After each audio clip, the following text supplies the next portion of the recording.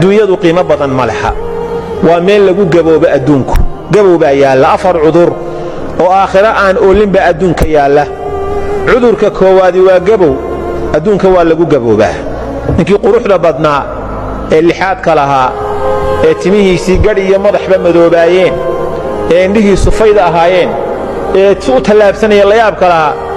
mise waa gabowo gadhkii timihii waa caddaadeen indhihii araggii waa soo guray dhegihii waa cuslaadeen hadalka kor igu qaad buu ku leeyahay ninka itaal roonaa oo ka qurux badnaa ninkaas waxaa lagu leeyahay weli lama arag ninkaas ku dhexdhacay aad moodid shay naqaska laga saarayo kale waxa badan markaa maanta ahdaafta waaweyn intay dadku ilaabaan wax yaryaroo sakayna ku mashquulaan waxaa laga yaabaa inta saacadood aad ku bixiso iskuulka yaad saaqidin oo ka warran yowmulqiyaama haddaad saaqido maalinta aan saaqidnimo ka weyni jirin waxaa laga yaabaa inuu leeyahay yaad ceeboobin oo ka warran qiyaamaha marka reer nebi aadam oo dhan laysu keeno haddaad ceebowdo yowma tucraduuna laa takhfaa minkum khaafiya reer nebi aadam ilaa ka u dambeeya goobay taagan yihiin haddaad ceebowdo waxaa laga yaabaa inaad sileedahay noloshu way kugu adagtee fududee oo ka warran maalinta 50,000 oo sannadooda noloshaynu joognoo dhamma waa imisa 60 sano 70 sano 80 sano ka warran maalin 50,000 oo sannadooda haddaad cadaabanto intaan janniya naarba laysla gaadhin haddii uu yidhahdo qofku tanuun baan aqaanaa tii dambe ma aqaanee qorshahayga way ka baxday tanuun baan aqaanaa hadduu yidhahdo waa majnuun uu waalan yahay qofkaas ilaa dabiib u baahan yahay adduunyada isticmaal lama diidano laakiin sideed u isticmaalaysaa sida ninka guriga la musqusha uu isticmaalo adduunyada u isticmaal qadra daruura adduunyada ka qaado adduunku waa meel lagu gaajoodo gaajaa taalla intaa waxaad maqlaysaa waxbaa dhammaaday waxbaa go'ay waxbaa intaa kale waxaysan adduunku waa meel lagu bukoodo oo bugtaa taalla waxaa dhakhaatiirtu dabaqya dhisatay jaamacado looga soo baxay kaadha loo goosanaya farmasiya loo furtay oo idinka arkay bugtaa taalla adduunka geeri baa taalla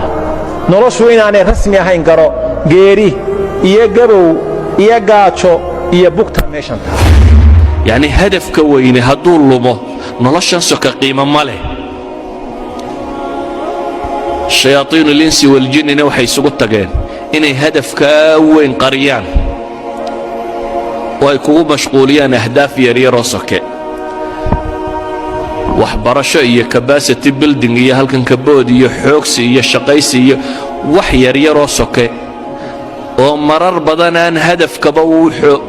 qiimaynaynin dhallinyaradana iyada waxa u sii dheer qaar aan tannaba wax ka tarin baaba lagu sii mashquuliyey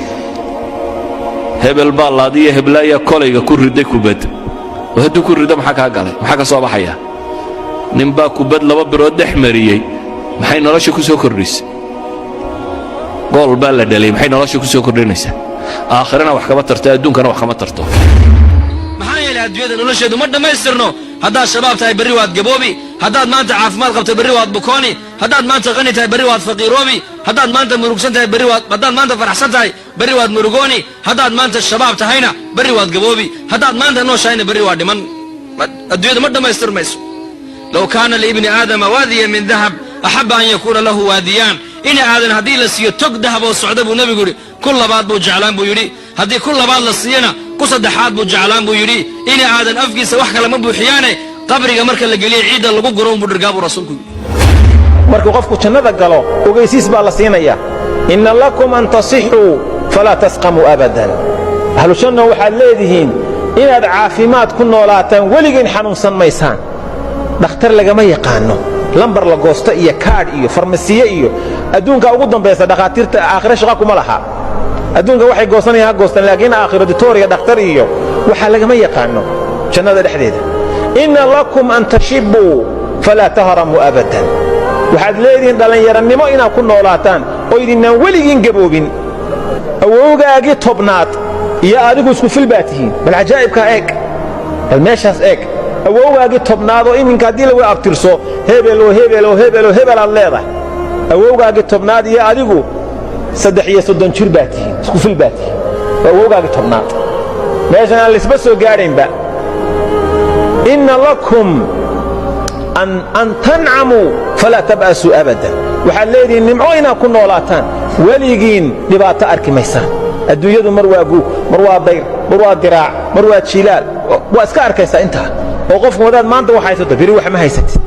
reer iyo xaas hadduu jiro biyihii waa madheen baa lagu odhanaya waa go'an yihiin raashinkii waa dhammaaday saliiddii waa dhammaatay biilkii waa go'ay